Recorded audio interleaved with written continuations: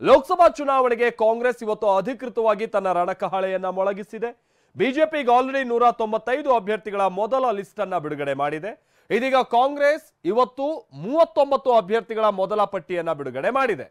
ಈ 39 ಅಭ್ಯರ್ಥಿಗಳ ಪಟ್ಟಿಯಲ್ಲಿ ಕರ್ನಾಟಕದ 7 ಲೋಕಸಭಾ ಕ್ಷೇತ್ರಗಳಿಗೂ ಕೂಡ ಟಿಕೆಟ್ ಘೋಷಣೆ ಆಗಿದೆ.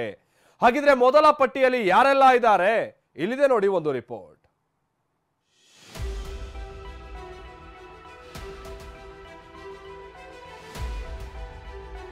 कर्नाटक तुमकूर एसपी मुद्दनमेगौड़, मंड्य स्टार चंद्रू, शिवमोगा श्रीमती गीता शिवराज कुमार,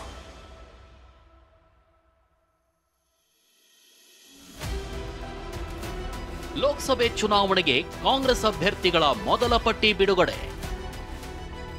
ರಾಹುಲ್ ಗಾಂಧಿ ಸೇರಿ 39 ಮಂದಿಗೆ ಲೋಕಸಭೆ ಸ್ಪರ್ಧೆಗೆ ಟಿಕೆಟ್ ಘೋಷಣೆ. ಕರ್ನಾಟಕದ 7 ಲೋಕಸಭಾ ಕ್ಷೇತ್ರಗಳಿಗೆ ಟಿಕೆಟ್, ಯಾರಿಗೆಲ್ಲ ಬಂಪರ್?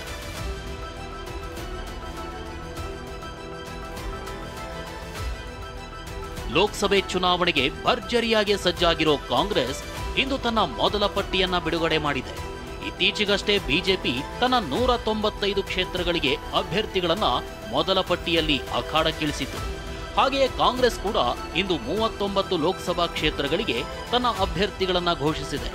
ನಿನ್ನೆಯಷ್ಟೇ ದೆಹಲಿಯಲ್ಲಿ ಅಭ್ಯರ್ಥಿಗಳ ಆಯ್ಕೆ ಸಂಬಂಧ ಕಾಂಗ್ರೆಸ್ ಕೇಂದ್ರ ಚುನಾವಣಾ ಸಮಿತಿ ಸಭೆ ನಡೆಸಲಾಗಿತ್ತು. ಸಭೆಯಲ್ಲಿ ಒಟ್ಟು 60 ಕ್ಷೇತ್ರಗಳ ಕುರಿತು ಚರ್ಚೆ ನಡೆಸಲಾಗಿತ್ತು. ಅದರಲ್ಲಿ 40 ಕ್ಷೇತ್ರಗಳಿಗೆ ಸಿಂಗಲ್ ಹೆಸರು ಅಂತಿಮವಾಗಿರೋ ಬಗ್ಗೆ ಮಾಹಿತಿ ಸಿಕ್ಕಿತ್ತು. ಆದರೆ ಅಂತಿಮವಾಗಿ ಮೊದಲ ಪಟ್ಟಿಯಲ್ಲಿ 39 ಲೋಕಸಭಾ ಕ್ಷೇತ್ರಗಳಿಗೆ ಅಭ್ಯರ್ಥಿಗಳು ಫೈನಲ್ ಆಗಿದ್ದಾರೆ.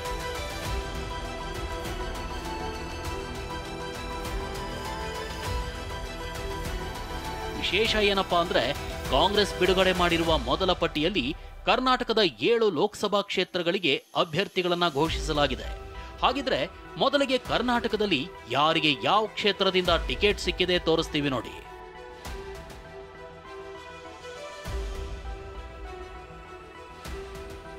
Karnataka Bijapur SC HR Alagur, Haveri Anant Swamy Gaddevarmath, Tumkur SP Muddanamegowda, Mandya Venkataramegowda star Chandru, Bengaluru rural DK Suresh, Shivamogga Shrimati Geetha Shivaraj Kumar, Hassan Shreyas Patel.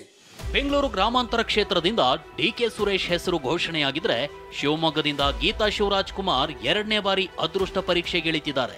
ಇನ್ನು ಬಿಜೆಪಿ ಬಿಟ್ಟು ಘರ್ ವಾಪಸಿ ಮಾಡಿದ್ದ ಮುದ್ದಹನುಮೇಗೌಡರಿಗೆ ತುಮಕೂರು ಲೋಕಸಭಾ ಕ್ಷೇತ್ರದ ಟಿಕೆಟ್ ಘೋಷಣೆಯಾಗಿದೆ.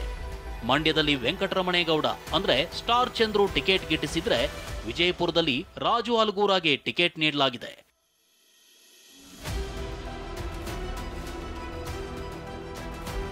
ಇನ್ನು ಹಾವೇರಿಯಿಂದ ಆನಂದ್ ಗಡ್ಡದೇವರ ಮಠ ಸ್ಪರ್ಧೆ ಮಾಡಲಿದ್ರೆ, ಹಾಸನದಿಂದ ಶ್ರೇಯಸ್ ಪಟೇಲ್ ಟಿಕೆಟ್ ಗಿಟ್ಟಿಸಿಕೊಂಡಿದ್ದಾರೆ. ಅಂದಹಾಗೆ ಕರ್ನಾಟಕದ 7 ಸೇರಿದಂತೆ ದೇಶಾದ್ಯಂತ ಒಟ್ಟು 39 ಅಭ್ಯರ್ಥಿಗಳ ಪಟ್ಟಿಯನ್ನ ಬಿಡುಗಡೆ ಮಾಡಲಾಗಿದೆ. ಅದರಲ್ಲಿ ರಾಹುಲ್ ಗಾಂಧಿ ಕೇರಳದ ವಯನಾಡು ಕ್ಷೇತ್ರದಿಂದ ಸ್ಪರ್ಧೆ ಮಾಡಲಿದ್ದಾರೆ. ಆದರೆ ರಾಹುಲ್ ಗಾಂಧಿ ಉತ್ತರ ಪ್ರದೇಶದ ಅಮೇಥಿಯಲ್ಲೂ ಸ್ಪರ್ಧೆ ಮಾಡ್ತಾರೆ ಎನ್ನಲಾಗಿದೆ. ಆದರೆ ಮೊದಲ ಪಟ್ಟಿಯಲ್ಲಿ ಆ ನಿಗೂಢತೆ ಇನ್ನೂ ಬಯಲಾಗಿಲ್ಲ. ಇನ್ನು ರಾಯ್ಬರೇಲಿಯಲ್ಲಿ ಪ್ರಿಯಾಂಕಾ ಗಾಂಧಿ ಸ್ಪರ್ಧೆ ಮಾಡ್ತಾರೆ ಎನ್ನಲಾಗಿದೆ. ಆದರೆ ಅದು ಕೂಡ ಫೈನಲ್ ಆಗಿಲ್ಲ. ಅಸಲಿಗೆ ಕಾಂಗ್ರೆಸ್ ಬಿಡುಗಡೆ ಮಾಡಿರುವ ಮೊದಲ ಪಟ್ಟಿಯಲ್ಲಿ ಉತ್ತರ ಪ್ರದೇಶದ ಒಂದೇ ಒಂದು ಕ್ಷೇತ್ರಕ್ಕೂ ಅಭ್ಯರ್ಥಿಗಳನ್ನ ಘೋಷಣೆ ಮಾಡಿಲ್ಲ.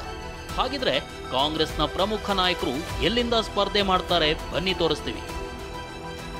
ರಾಹುಲ್ ಗಾಂಧಿ ಕೇರಳದ ವಯನಾಡು ಕ್ಷೇತ್ರದಿಂದ ಸ್ಪರ್ಧೆ ಮಾಡಿದ್ರೆ, ಕೆಸಿ ವೇಣುಗೋಪಾಲ್ ಕೇರಳದ ಅಳಪ್ಪುಜಾ ಕ್ಷೇತ್ರದಿಂದ ಸ್ಪರ್ಧೆ ಮಾಡಲಿದ್ದಾರೆ. ಇನ್ನು ಮತ್ತೊಬ್ಬ ಹಾಲಿ ಸಂಸದ ಶಶಿ ತರೂರ್ ಕೇರಳದ ತಿರುವನಂತಪುರದಿಂದ ಸ್ಪರ್ಧೆ ಮಾಡಲಿದ್ದಾರೆ.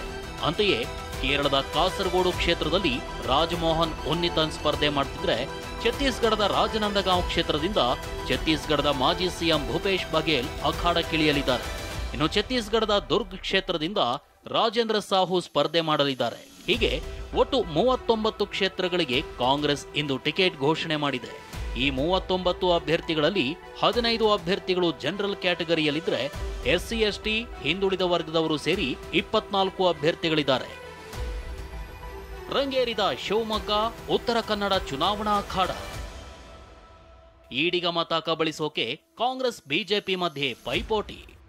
ಇನ್ನು ಕಾಂಗ್ರೆಸ್ನಲ್ಲಿ ಶಿವಮೊಗ್ಗ ಮತ್ತು ಉತ್ತರ ಕನ್ನಡ ಕ್ಷೇತ್ರಗಳ ಅಭ್ಯರ್ಥಿಗಳ ವಿಚಾರವಾಗಿ ಸಾಕಷ್ಟು ಕುತೂಹಲ ಮೂಡಿದೆ. ನಟ ಶಿವರಾಜ್ ಕುಮಾರ್ ಪತ್ನಿ ಗೀತಾ ಶಿವರಾಜ್ ಕುಮಾರ್ ಶಿವಮೊಗ್ಗದ ಅಭ್ಯರ್ಥಿಯಾಗಿದ್ದಾರೆ. ಇದರಿಂದ ಹಿಂದುಳಿದ ವರ್ಗದವರ ಲಾಭ ಸಿಗುವ ಲೆಕ್ಕಾಚಾರದಲ್ಲಿ ಕಾಂಗ್ರೆಸ್ ಇದೆ.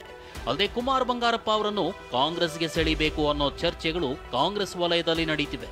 ಅಷ್ಟೇ ಅಲ್ಲ, ಉತ್ತರ ಕನ್ನಡಕ್ಕೆ ಕುಮಾರ್ ಬಂಗಾರಪ್ಪ ಅವರನ್ನ ಸ್ಪರ್ಧೆ ಮಾಡುವಂತೆ ಮಾಡಬೇಕು ಅನ್ನೋ ಚರ್ಚೆ ಇದೆ.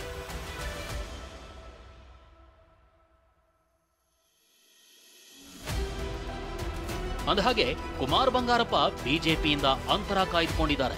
ಬಿಜೆಪಿ ಆಯೋಜಿಸಿದ್ದ ಈಡಿಗ ಸಮಾವೇಶದಿಂದಲೂ ಕುಮಾರ್ ಬಂಗಾರಪ್ಪ ದೂರವಿದ್ದರು. ಇದೇ ಅಂಶದ ಆಧಾರದ ಮೇಲೆ ಕುಮಾರ್ ಬಂಗಾರಪ್ಪ ಪರ ಕಾಂಗ್ರೆಸ್ ಒಲವು ತೋರ್ತಿದೆ. ಅಲ್ಲದೆ ಉತ್ತರ ಕನ್ನಡ ಲೋಕಸಭಾ ಕ್ಷೇತ್ರಕ್ಕೆ ಕುಮಾರ್ ಬಂಗಾರಪ್ಪ ಹೆಸರು ಪ್ರಸ್ತಾಪಿಸಿದೆ. ಕುಮಾರ್ ಬಂಗಾರಪ್ಪ ಅವರನ್ನ ಕರೆತಂದ್ರೆ ಹೆಚ್ಚಿನ ಲಾಭದ ನಿರೀಕ್ಷೆ ಇದೆ. ಹಿಂದುಳಿದ ವರ್ಗದವರ ಲಾಭ ಸಿಗುವ ಲೆಕ್ಕಾಚಾರದಲ್ಲಿ ಕಾಂಗ್ರೆಸ್ ಇದೆ. ಕುಮಾರ್ ಬಂಗಾರಪ್ಪ ಪ್ರಭಾವದಿಂದ ಶಿವಮೊಗ್ಗದಲ್ಲಿ ಗೀತಾ ಅವರಿಗೂ ಲಾಭವಾಗುವ ನಿರೀಕ್ಷೆ ಇದೆ. Bureau report, ಟಿವಿ9.